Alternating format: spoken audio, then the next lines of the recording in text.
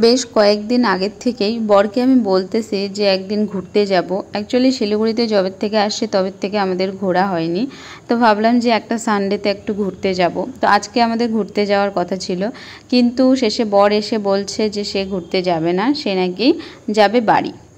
তো কী আর করবো, ওরা খেলাকে এত ভালোবাসে, মানে ওদের ওখানে খেলা চলছে এখন, তো সেই জন্যই বলতেছে চলো বাড়ি যাই একটু ঘুরে আসি। ও খেলতে যাবে, মানে এখান থেকে দোমোহানি এতটা রাস্তা, তাও সে খেলতে যাবে, শুধু খেলার জন্য যাচ্ছে, এক্সট্রা কিন্তু কিছু কাজ নেই। তারপরে আমার যেতে ইচ্ছা করছিল না, কারণ আমরা ঘুরতে যেতে চেয়েছিলাম সেই জন্যই। তারপরে শেষে আমরা মাঝ রাস্তায় গিয়ে জানতে পারি যে খেলায় নাকি তাদের টিমটা হেরে গেছে, তো সেই জন্য আমরা আর গেলাম না। যাই হোক, তারপরে আমাদের ঘুরে আসতে হলো। তো এত খেলাকে ভালোবাসে, তারপরে মনটা খারাপ হয়ে গেল যে ওদের টিমটা জিততে পারেনি। যাই হোক, তারপরে আমরা চলে আসলাম। এসে হচ্ছে শাহুডাঙ্গির ওখানটায় আমরা বাদামের দোকান বসেছিল, তো সেখানে হচ্ছে বাদাম নিলাম। আমাদের বাড়িতেই বাদাম করে, কিন্তু মানে হয় না বাইরের জিনিস দেখলে একটু খেতে বেশি ইচ্ছা করে, তো ওই যে ব্যাপার। তারপরে আমরা অল্প বাদাম নিলাম, নিয়ে হচ্ছে চলে আসলাম। আর ওখানটায় এত মানে রেলগেট পড়ছে, তো রেল লাইনে দুটা পরপর হচ্ছে ট্রেন গেল, তো ট্রেন যাওয়ার কারণে একটু লেট হয়ে গেল। তো তারপরে চলে আসলাম আমরা রুমে। এবার রুমে এসে একটু রেস্ট করলাম। বর বলতেছে বিকালে যাব, তোমাকে নিয়ে ঘুরতে যাব। তারপরে তো আর ঘুরতে টুরতে কোথাও যাওয়া হলো না। শেষে আমাকে বলতেছে চলো বাজারে যাব।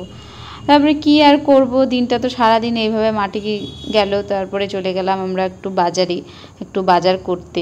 বাজারে ঢুকতে ঢুকতে এত জিনিস চোখে পড়ছে, মানে সব কয়টাই নিতে ইচ্ছা করছে। মেয়ে তো একটু এই জন্য চাহিদাটা বেশি, মানে যেটাই দেখি সেটাই নিতে ইচ্ছা করে। এত কসমেটিক, এত সুন্দর সুন্দর ড্রেস, মানে দেখেই মনটা চায়। তো কি করব, শুধু দেখাটাই হলো, নেওয়া তো আর হলো না। তারপরে যে যাওয়ার সময় মনে পড়লো যে আমার ভাস্তা বেশ কয়েকদিন ধরে শুধু বলেই যাচ্ছে যে তাকে একটা গাড়ি কিনে দিতে। অ্যাকচুয়ালি সামনে ওর বার্থডে, তো ওই বার্থডে উপলক্ষে ও খালি প্রত্যেক দিন আমাকে ফোন করে বলেই যাচ্ছে যে আন্টি আমাকে একটা গাড়ি লাগবে। তো ছোট বাচ্চা, আমি মানাও করতে পারি না, তো যেহেতু একটাই ভাস্তা আমার, তো সেই জন্য আর মানে মানা করতে পারি না, যেটা চায় সেটাই হচ্ছে দিতে হয়। তো তারপরে আমরা একটা গাড়ি কিনলাম। মানে প্রত্যেক দিন একই কথা শুধু বলেই যাচ্ছে আন্টি আমাকে একটা গাড়ি কিনে দাও। তো কি করব, তো যাই হোক একটা গাড়ি কিনলাম। কিনে হচ্ছে বাজার টাজার কমপ্লিট করলাম, তারপরে মাছ কিনলাম। এখন আমি চলে আসলাম রুমে। এখন আমি রান্না টান্না করব, মানে মাছ রান্না করব। তো ব্লগটা আর কন্টিনিউ করছি না, এখানেই শেষ করছি। দেখা হচ্ছে নেক্সট ব্লগে। টাটা।